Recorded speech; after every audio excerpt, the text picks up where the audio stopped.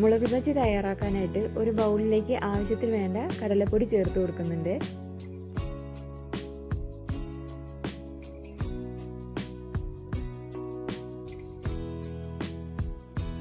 ഇനി അതിലേക്ക് ഞാൻ 1 സ്പൂൺ അരിപ്പൊടി കൂടെ ചേർത്ത് കൊടുക്കുന്നുണ്ട്.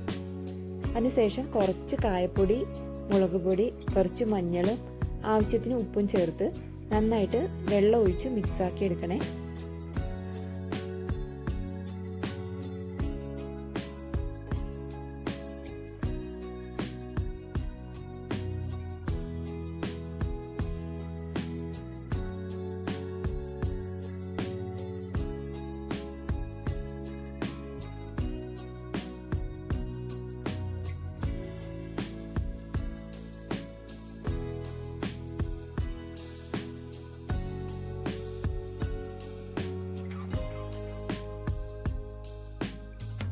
വെള്ളം കൂടാൻ പാടില്ല കേട്ടോ.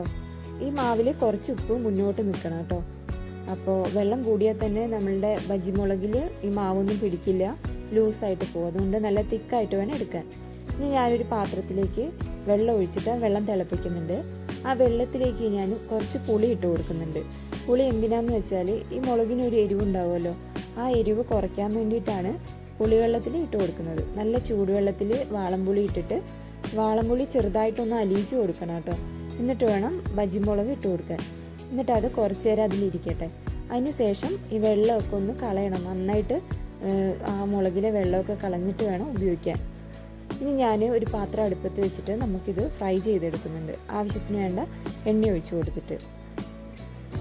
അപ്പോൾ ഓരോരോ മുളകായിട്ട് നമുക്കിതിൽ മുക്കിയിട്ട് ഫ്രൈ ചെയ്തെടുക്കാം.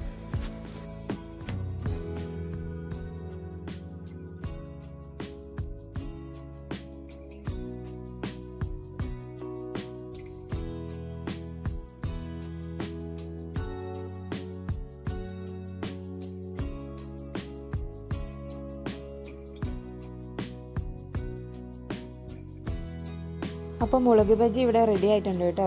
എല്ലാവരും ഈ റെസിപ്പി ഒന്ന് ട്രൈ ചെയ്ത് നോക്കണം. ലൈക്ക് ചെയ്യണം, ഷെയർ ചെയ്യണം, സബ്സ്ക്രൈബ് ചെയ്യണം കേട്ടോ. എല്ലാവരും ട്രൈ ചെയ്തിട്ട് കമൻറ്റ് ചെയ്യൂ. Okay, thank you.